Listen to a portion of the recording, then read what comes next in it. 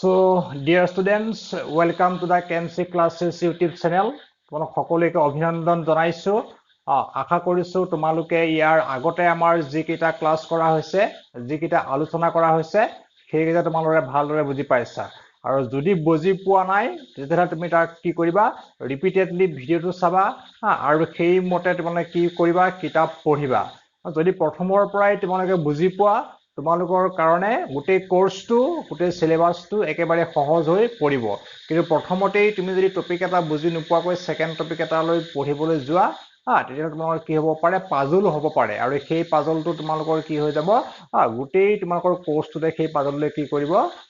মানে ব্যাঘাত জন্মাব। অলৰাইট, ঠিক আছে। তো তোমালোকে ওয়ান আফটাৰ আনাদাৰ ধুনীয়াকৈ ভিডিঅ' কেইটা চাই নোট বনাই আৰু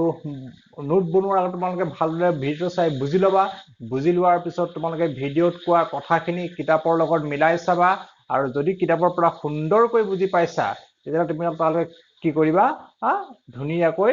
বহীত নোট কৰি ৰাখিবা। ঠিক আছে। সো মনত ৰাখিবা, তুমি এতিয়া যিখিনি নোট বনাইছা সেইখিনি অকল তুমি ফাৰ্ষ্ট ইয়াৰৰ কাৰণেই বুলি তুমি নভাবিবা। তুমি যদি ভাবিছা যে তুমি ভালকৈ এন্ট্ৰেন্স এক্সামত এপিয়াৰ হৈ তোমালোকে মেডিকেল হওক, ইঞ্জিনিয়াৰিঙে হওক বা অন্য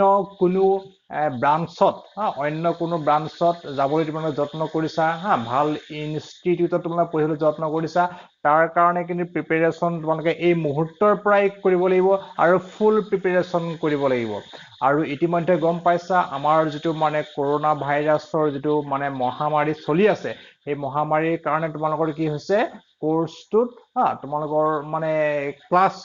ৰেগুলাৰ ক্লাছ হোৱাত হয়তো বহুতো ব্যাঘাত আহি পৰিছে। আৰু সেই ব্যাঘাতটোৱে তোমালোকৰ কেৰিয়াৰত যদি এফেক্ট পেলাব নোৱাৰে, তাৰ কাৰণে আমি এই অনলাইন ক্লাছৰ কি কৰিছো? ব্যৱস্থা কৰিছো। আৰু সেই ব্যৱস্থাটোৰ ওপৰত তোমালোকে সম্পূৰ্ণ গুৰুত্ব দিব লাগিব। সেই ব্যৱস্থাটোৰ লগত তোমালোকে সম্পূৰ্ণ কোঅপাৰেট কৰিব লাগিব। অলৰাইট,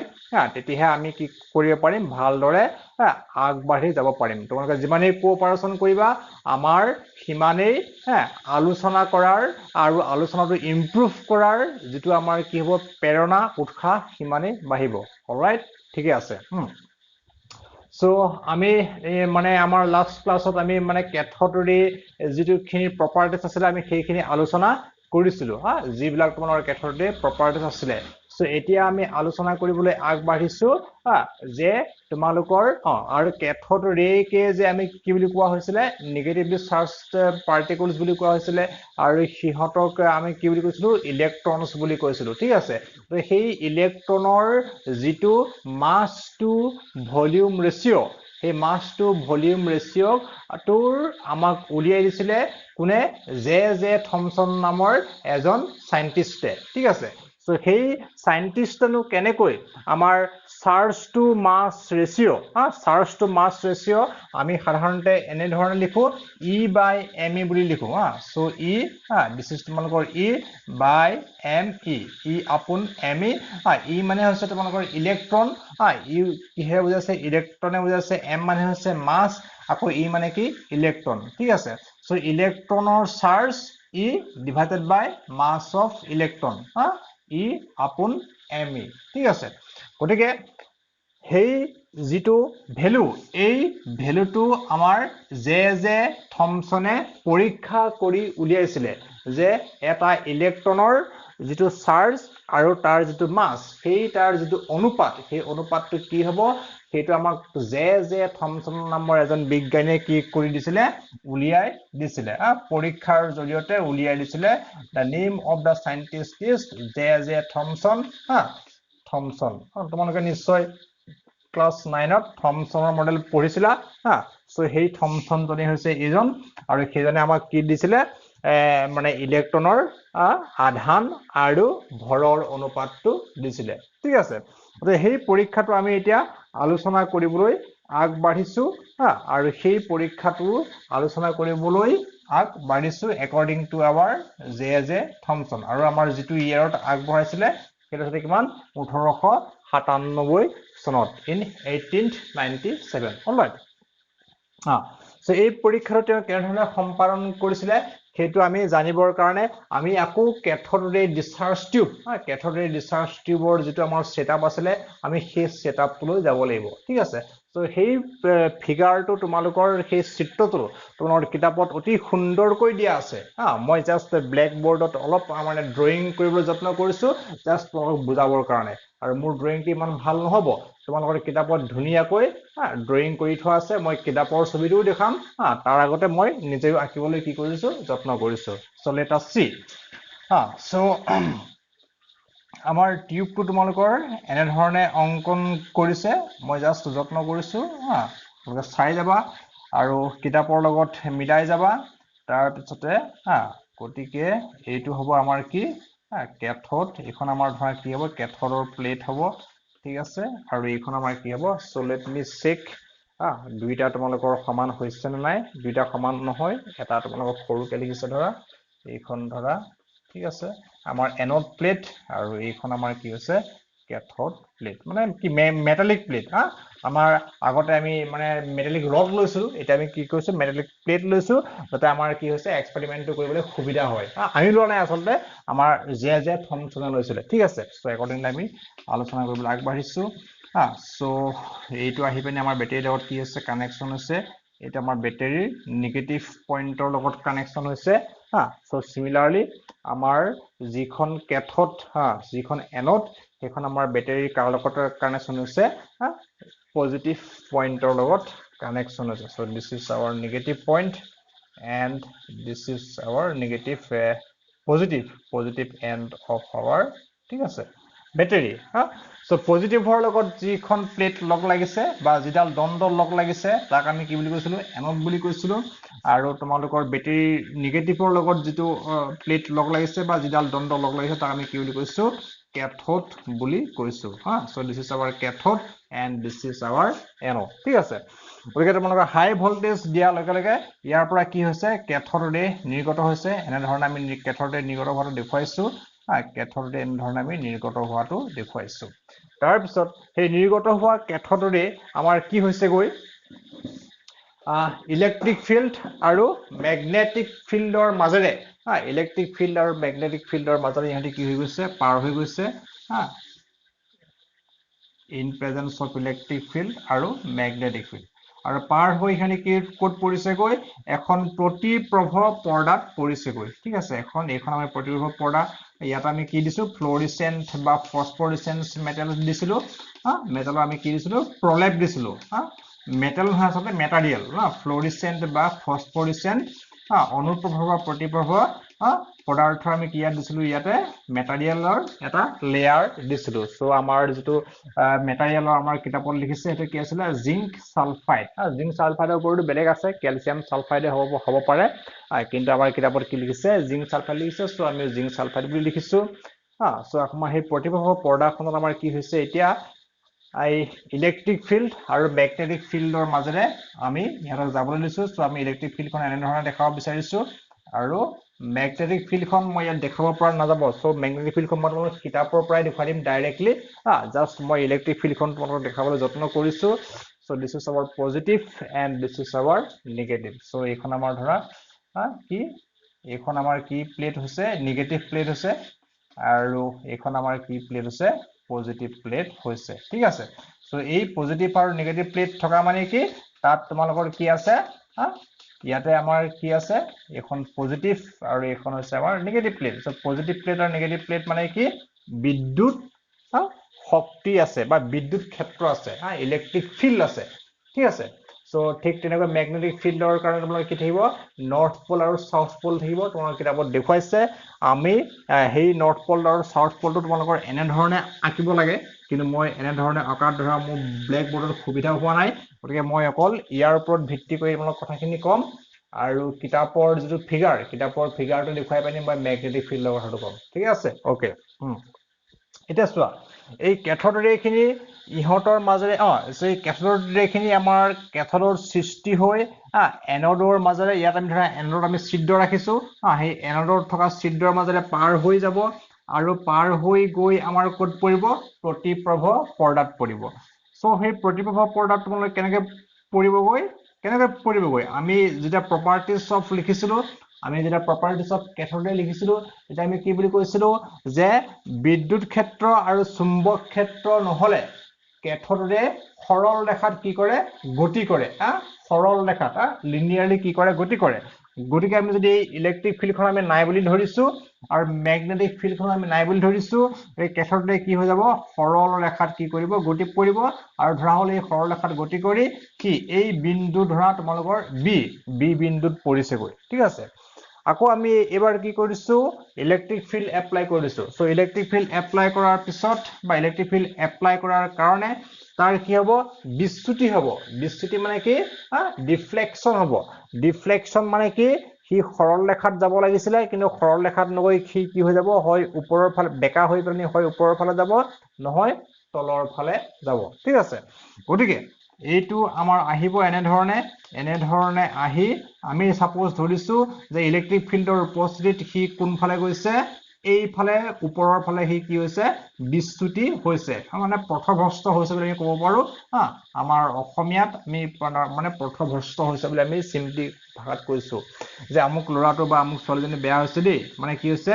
যেনে ধৰণে হি আগবাঢ়িব লাগিছিলে তেনে ধৰণে আগবঢ়া নাই ঠিক আছে তাক আমি কি কৈছো পথভ্ৰষ্ট বুলি কৈছো সো সিমিলাৰলি আমাৰ cathode ৰেখিনি এনেকৈ যাব লাগিছিলে সিধা সিধি বি বিন্দুত পৰিবগৈ লাগিছিলে লিনিয়াৰলি কিন্তু এই আমাৰ ইলেক্ট্ৰিক ফিল্ড থকাৰ কাৰণে কি বি বিন্দুত নগৈ সাপোজ কলৈ গলগে এ বিন্দুলৈ গলগে ঠিক আছে এখন এই এ বিন্দুত হি কেতিয়া গল যেতিয়া আমাৰ ইয়াত কি হৈছিল ইলেক্ট্ৰিক ফিল্ড আমি এপ্লাই কৰিছিলো ঠিক একেদৰে আমি ম্যাগনেটিক ফিল্ড কি কৰিছো এপ্লাই কৰিছো ইয়াতে এটা কথা মন কৰিব লাগিব আমাৰ কি হ'ব এই যে ইলেক্ট্ৰিক ফিল্ডখন আমি কেনেকৈ এপ্লাই কৰিছো এনেকৈ এপ্লাই কৰিছো সো এই এনেকৈ এপ্লাই কৰোতেনে আমি যদি ইয়াতে যদি এটো যদি লগ লগাই দিও তেতিয়া হলে আমাৰ এই সৰল ৰেখাৰ ডালত কিমান ডিগ্ৰী এংগল কৰিছে 90 ডিগ্ৰী এংগল কৰিছে মনত ৰাখিবা কিয়নো কি ডিগ্ৰী এংগল কৰি দিছে 90 ডিগ্ৰী এংগল কৰিছে সো মাল্টিপল চয়েস কোৱেশ্চন হ'ব পাৰে there may multiple choice questions so 90 degree angle হৰক আমি কি বুলি কওঁ লম্ব বুলি কওঁ পাৰপেন্ডিকুলাৰ বুলি কওঁ so this electric field is perpendicular to the direction of cathode ray ঠিক আছে হেতু তোমালোকে মনত ৰাখিব লাগিব সিমিলাৰলি আমি যিখন ম্যাগনেটিক ফিল্ড এপ্লাই কৰিছো সেই ম্যাগনেটিক ফিল্ডখন আমি কেনে ধৰণে এপ্লাই কৰিম এইফালৰ পৰা ইলেক্ট্ৰিক ফিল্ড ম্যাগনেটিক ফিল্ড কেনেকৈ যাব এনে ধৰণে যাব ঠিক আছে সো ম্যাগনেটিক ফিল্ড আমি এনে ধৰণে এপ্লাই কৰিছো সাপোজ আমি মই এটা বেলেগ মানে কলম এটা লৈ তোমাক দেখাবলৈ যত্ন কৰিছো so with the help of a kalam pen I am trying to show you suppose this is our magnetic field ঠিক আছে এই ধৰণে আমি কি কৰিছো ম্যাগনেটিক ফিল্ড এপ্লাই কৰিছো সো এইফালে ধৰা আমাৰ নৰ্থ পোলটো আছে আৰু বৰ্ডখনৰ বেক সাইডৰ পৰা আমাৰ কি আছে সাউথ পোলটো আছে নৰ্থ পোল আৰু সাউথ পোল থকা মানে কি ম্যাগনেটিক ফিল্ড থকা এই যে ম্যাগনেটিক ফিল্ডখন ইয়াতে এপ্লাই কৰিছো কেনেকৈ এপ্লাই কৰিছো সেই ম্যাগনেটিক ফিল্ডখনেও ইলেক্ট্ৰিক ফিল্ডৰ লগত কিমান ডিগ্ৰী এংগল কৰি আছে 90 ডিগ্ৰী এংগল কৰি আছে আৰু যেটো তোমালোকৰ ডাইৰেকশন অফ cathode ray তাৰ লগত কি কৰি আছে 90 ডিগ্ৰী এংগল কৰি আছে so this magnetic field with the electric field this is তোমালোকৰ 90 degree angle and this magnetic field with this তোমালোকৰ মানে direction of cathode ray this is also what 90 degree so মনত ৰাখিবা ঠিক আছে so এনে ধৰণে আমি কি গম পাইছো যে cathode ৰশ্মি ইলেক্ট্ৰিক ফিল্ড আৰু ম্যাগনেটিক ফিল্ড এই তিনিটা বস্তুৱে ইটোৱে হিটুৰ লগত কি কৰি আছে 90 ডিগ্ৰী এংগল কৰি আছে all the three elements বুলি কৈছো না all the three মানে elements বুলি কৈছো are doing 90 degree angle with each other ঠিক আছে সো এটো যদি আমি এনে ধৰণে দেখাব বিচাৰো সো if এটো ধৰা আমাৰ cathode ray direction এটো হৈছে আমাৰ direction of cathode ray এইখন হৈছে আমাৰ electric field so this angle is 90 degree আৰু এইখন হৈছে আমাৰ কি magnetic field so this angle is 90 degree and this angle is also 90 degree with this electric field and magnetic field electric field and magnetic field লগত এইটো 90 degree angle হৈছে আৰু electric field আৰু cathode ray direction লগত কি আছে আমাৰ 90 degree angle হৈছে ঠিক আছে সো মনত ৰাখিবা so very very important point তোমালোকৰ এই বিলাকৰ পৰা কি হয় conceptual questions বিলাক হয় in your entrance examinations বা তোমালোকৰ ইন্টাৰভিউত এই ধৰণৰ মানে টপিক বিলাকৰ পৰাই কনসেপচুৱেল কোৱেশ্চনস বিলাক খুধে অলৰাইট ঠিকে আছে গটিকে আমি ইলেক্ট্ৰিক ফিল্ড এপ্লাই কৰোঁতে এই বিন্দুত পৰিছে বুলি ধৰিছো ঠিক তেনেকৈ আমি ম্যাগনেটিক ফিল্ড এপ্লাই কৰাৰ কাৰণে সাপোজ এটো ইয়াৰ পথৰ পৰা বিস্তৃত হৈ কোড পৰিছেগৈ সি বিন্দুত পৰিছেগৈ ঠিক আছে সি বিন্দুত পৰিছেগৈ এই পৰীক্ষাটো আমাৰ কোনে কৰিছিলে জে থমসনে কৰিছিলে ইন 1897 1897 চনত অলৰাইট গটিকে এতিয়া আমি চাব লাগে আমি চাব লাগে মানে কি জে থমসনে চাইছিলে J Thomson observed this deflection in presence of electric field and magnetic field car deflection of this cathode ray ঠিক আছে ধৰি পাৰিছা now next জে থমসনে কি কৰিছে যে তোমালোকৰ ইলেক্ট্ৰিক ফিল্ড so আমি ইয়াতে তিনটা পইণ্টস পালো so we have got 3 points that when তোমালোকে লিখি ৰাখিব পৰা when point number 1 when electric field is applied যেতিয়া আমাৰ ইলেক্ট্ৰিক ফিল্ডখন কি কৰা হৈছে এপ্লাইড কৰা হৈছে কেনেকৈ এপ্লাই কৰা হৈছে মই ইলেক্ট্ৰিক ফিল্ডটো মই EF বুলি লিখিছো বিদ্যুৎ ক্ষেত্ৰ অসমীয়াত হ'ব বিদ্যুৎ ক্ষেত্ৰ যেতিয়া বিদ্যুৎ ক্ষেত্ৰ প্ৰয়োগ কৰা হৈছে কেনেকৈ প্ৰয়োগ কৰা হৈছে perpendicular to the direction of cathode ray perpendicular to the direction of cathode ray so মোৰ ইয়াত স্পেস কম আছে কাৰণে মই direction শব্দটো লিখা নাই মই ডাইৰেক্ট মই cathode ray মই CR বুলি লিখি দিছো so তোমালোকে লিখি লবা যে cathode ray directionত যেতিয়া বিদ্যুৎ ক্ষেত্ৰখন cathode ray দিশত cathode ray directionৰ cathode ray দিশৰ perpendicularly লম্বভাৱে এপ্লাই কৰা হৈছে তেতিয়া হলে আমাৰ কি পৰিছিলে কোড তোমালোকৰ মানে ডিফ্লেক্ট হৈছিলে at point C at point A then it ইয়ালা আমি ইয়াত লিখিব পাৰো it strikes আঘাত কৰিছে কোড আঘাত কৰিছে at point A A পইণ্টত গৈ আঘাত কৰিছে it মানে কি it মানে আছে অনৰ কি cathode ray so যেতিয়া বিদ্যুৎ ক্ষেত্ৰ প্ৰয়োগ কৰা হৈছে cathode ray perpendicularly লম্বভাৱে তেতিয়া cathode ray কোড স্ট্ৰাইক কৰিছে গৈ A বিন্দুত স্ট্ৰাইক কৰিছে গৈ তো মনত ৰাখিবা ঠিক আছে তো তোমালোকে আসামিছত লিখি লবা ধুনিয়াকে বা তোমালোকৰ কিতাপৰ পৰাও নোট কৰিবা জাস্ট তোমালোকে বস্তুটো বুজি লোৱা ইয়াত তোমালোকে কনসেপ্টটো কি কৰি লোৱা বুজি লোৱা ঠিক আছে সো নাও নেক্সট পইণ্টটো হৈছে যে when কি কৰিছে magnetic field is applied ঠিক আছে কেনেকৈ এপ্লাই কৰিছো perpendicular to the cathode ray and electric field যেতিয়া আমি magnetic field খন কেনেকৈ এপ্লাই কৰিছো cathode ৰশ্মি আৰু বিদ্যুৎ ক্ষেত্ৰৰ perpendicularly আমি যেতিয়া এপ্লাই কৰিছো ঠিক আছে সো যেতিয়া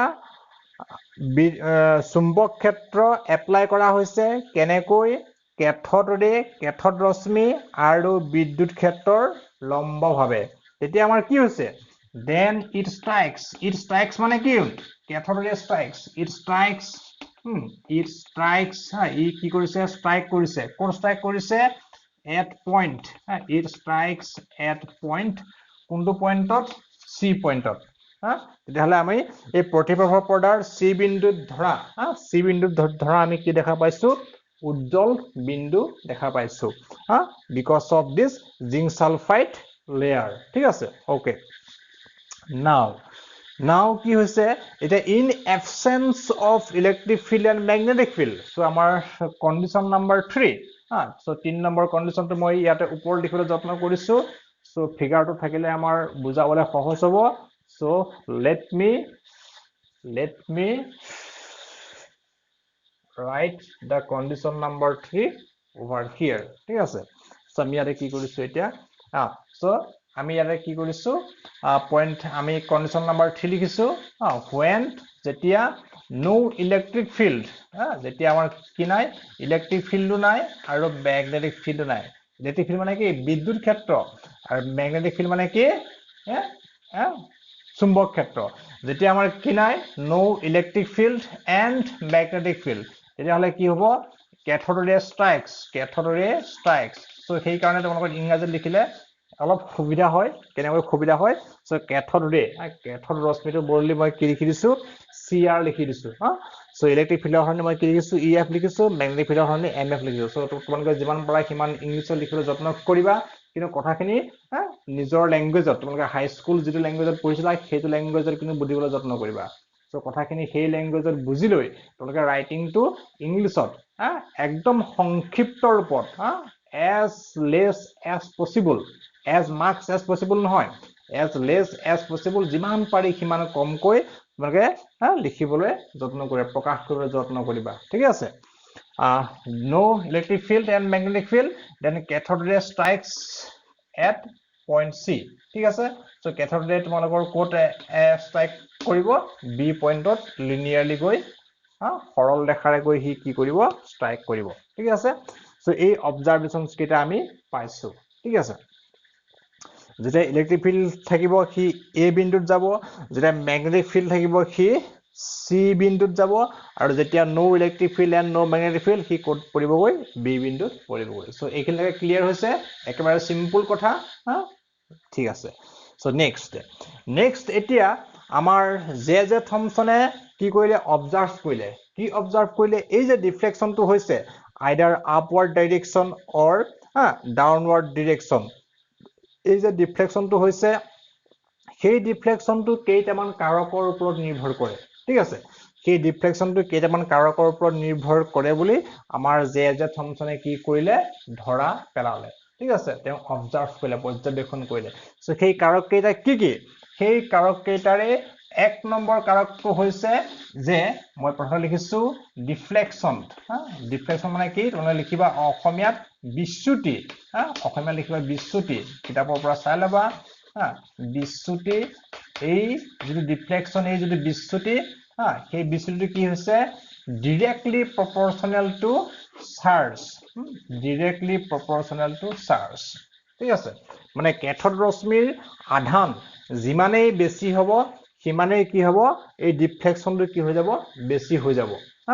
আধানৰ পৰিমাণ যিমানেই বেছি হ'ব